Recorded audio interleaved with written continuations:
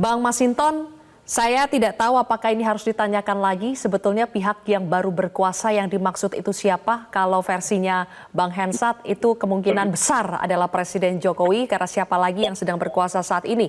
Bang Masinton, jadi apakah itu jawaban tegas dari PDI Perjuangan bahwa memang yang dimaksud saat ini adalah kekuasaan Presiden Jokowi? Amat sih, sialan.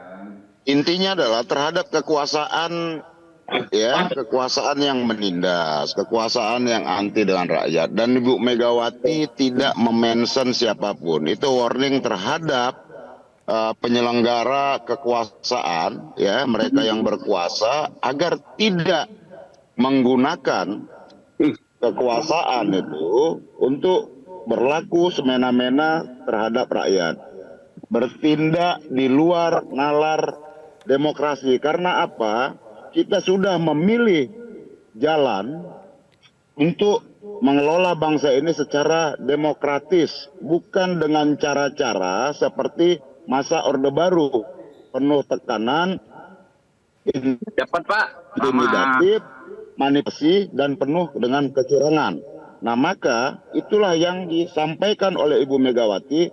Beliau sebagai seorang negarawan dan juga sebagai pelaku sejarah untuk memperjuangkan tegak. Halo, Bang Masinton? Halo, Bang Masinton?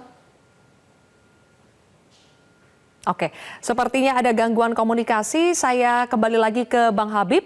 Bang Habib, tadi Bang Masinton tidak menyebutkan secara eksplisit yang dimaksud oleh penguasa itu siapa ya. Ini berlaku kepada semua yang sedang berkuasa. Kalau dari contoh-contoh yang Bang Habib sebutkan tadi, pelanggaran-pelanggaran yang terjadi dan sudah diproses di Bawaslu, itu contoh dari partai sebelah, partainya Bang Masinton salah satunya. Nah, apakah itu berarti PDI Perjuangan juga bagian dari penguasa kekuasaan yang patut juga dikoreksi? Mau siapapun itulah. Gitulah ya, perilaku kekuasaan itu dia tidak boleh menyimpang dan menginjak-injak hak-hak rakyat. Intinya di situ.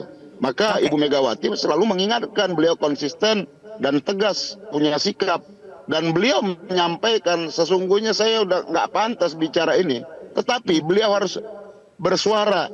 Karena apa?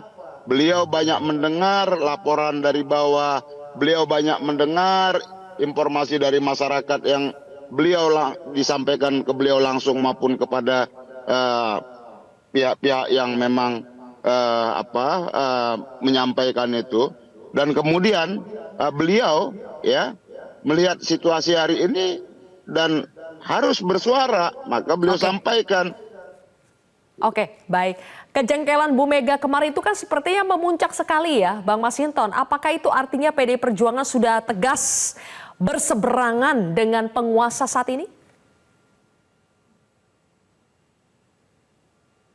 Kalau itu saya rasa nggak perlu nggak perlu dijelas-jelaskan ini apa segala macam. Artinya begini ya, kita ini berjuang itu mengelola negara ini kan atas dasar nilai.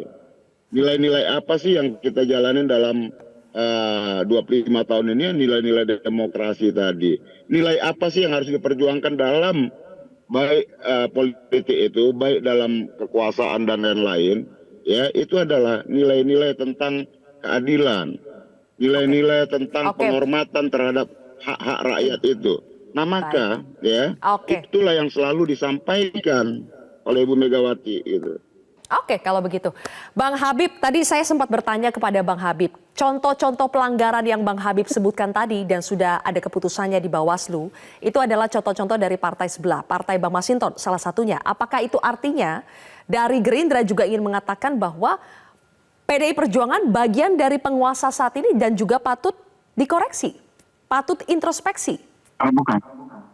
Saya sepakat dengan sahabat saya, Bung Masinton, ya. Bahwa Ibu Mega tidak tendensius, tidak memention, ya, tidak menyebut, merujuk pada aktor-aktor tertentu. Itu seruan yang bersifat umum, ya. Seruan moral dari tokoh bangsa yang bersifat umum, yang namanya kalau zaman dulu nasihat tokoh bangsa kepada kita semua. Kita tahu Ibu Mega ini kan bukan hanya bukan hanya presiden kelima, beliau adalah putri biologis dan ideologis founding father kita, ya Bung Karno. Tentu nilai-nilai yang beliau sampaikan adalah nilai-nilai yang general truth, ya. Saya nggak mau menuding siapa yang di kekuasaan atau siapa yang ada juga di kekuasaan.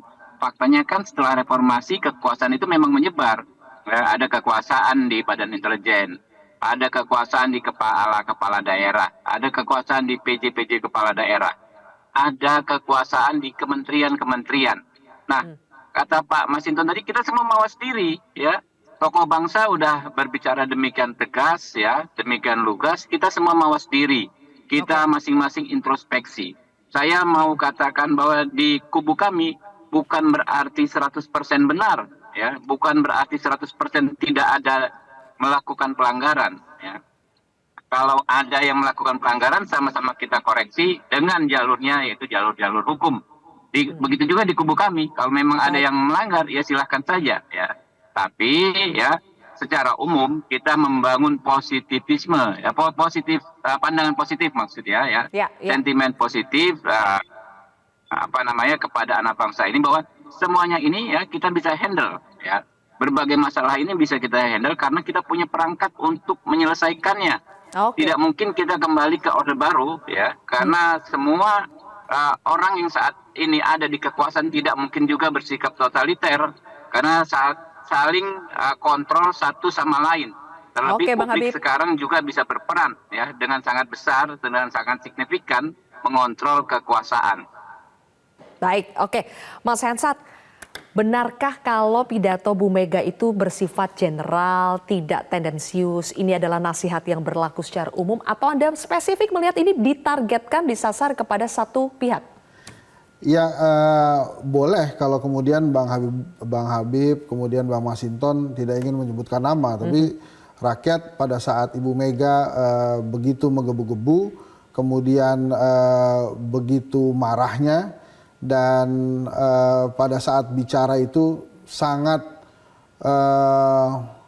memperhatikan sekali intonasinya. Jadi artinya dia sangat emosi saat itu, bahkan dia mengatakan dia sedang jengkel. Jadi kecil kemungkinannya kalau ini adalah sebuah nasihat yang umum, karena langsung menyasar sebuah zaman yang namanya Orde Baru. Jadi sangat sulit. Nah, hanya memang pertanyaannya, ini kita tanya ke Bang Masinton, di acara itu Pak Jokowi hadir atau tidak? Jadi kalau kemudian hadir, itu menarik tuh, jadi dia langsung terbuka di depan yang lain. Tapi kalau tidak hadir Pak Jokowi saat itu, jadi memang artinya Ibu Mega berseloroh dengan harapan Pak Jokowi mendengar. Saya harus katakan itu sulit sekali buat saya mengatakan bahwa ini bukan untuk Pak Jokowi. Karena saya yakin Ibu Mega tidak ingin partainya menjadi seperti Orba.